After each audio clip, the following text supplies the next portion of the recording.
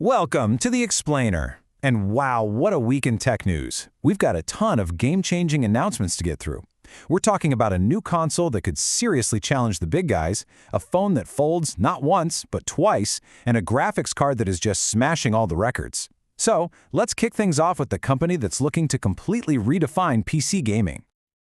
Okay, let's dive right in. Valve, the powerhouse behind Steam, just dropped a whole new hardware ecosystem that looks like it's going to shake up the entire gaming industry.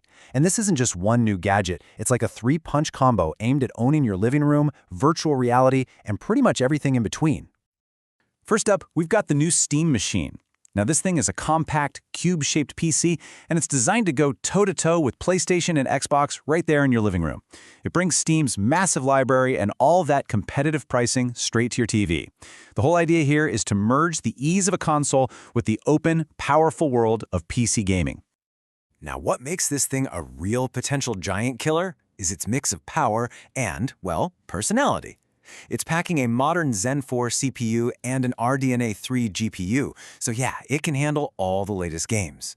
But it also lets you customize it with these cool swappable faceplates. And look at that price point, $450 to $550.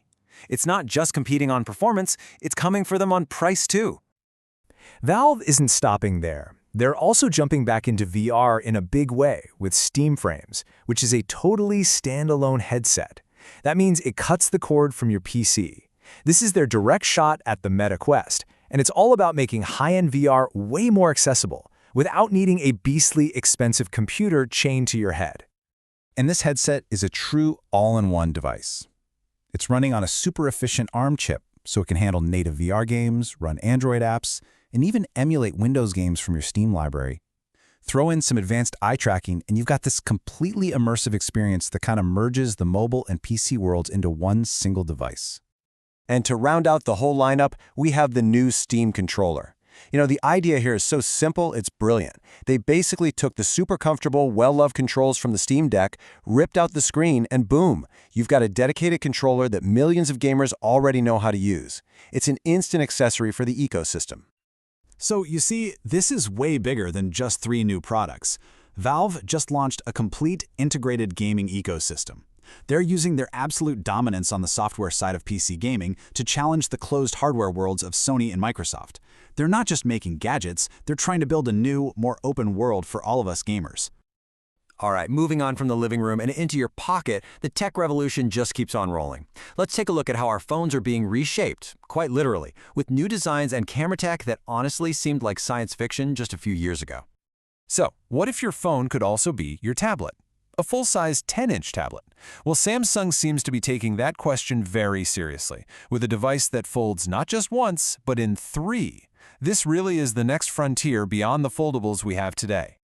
The leaks are pointing to this Galaxy Z Trifold having this massive 10-inch screen, which would be perfect for multitasking and watching stuff. And with S Pen support, it becomes this true hybrid device that's really aiming to replace both your phone and your tablet. That's a level of on-the-go productivity that a normal phone just can't touch. Meanwhile, Xiaomi is going all in on revolutionizing smartphone cameras. The rumor is their upcoming 17 Ultra will have a variable telephoto lens. What that means is you can smoothly adjust the optical zoom like you would with a real camera lens without losing any image quality. That is pretty much the holy grail of mobile photography, right there in your pocket. Okay, let's shift gears and jump into the world of PC hardware, where speed is everything, and the numbers are just getting, well, ludicrous.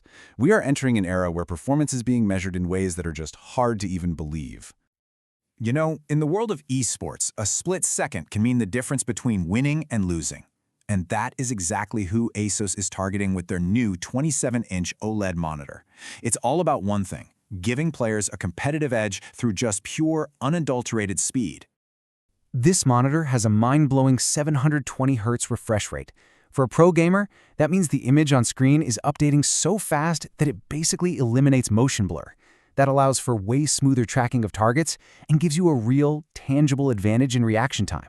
It's about seeing the game world as close to instant as humanly possible.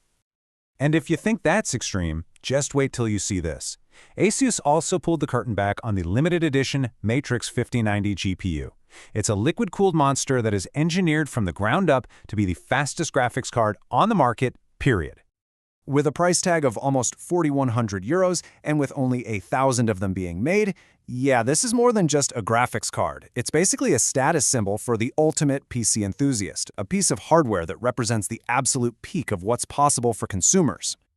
But, for some people, even the fastest isn't fast enough. A hardware modder got his hands on a different 5090 card, opened it up, and found something on the circuit board that was about to change the game for overclockers everywhere. So he found a spot where a second power connector was meant to go, and he soldered one on. By doubling the power input, he pushed the card to an incredible 810 watts. That is a staggering amount of energy, and in doing so, he smashed world records and showed everyone what's possible when you push hardware way beyond its official limits. But it's not all about speed and power. Let's take a look at how technology is also getting smarter, cleaner, and more sustainable.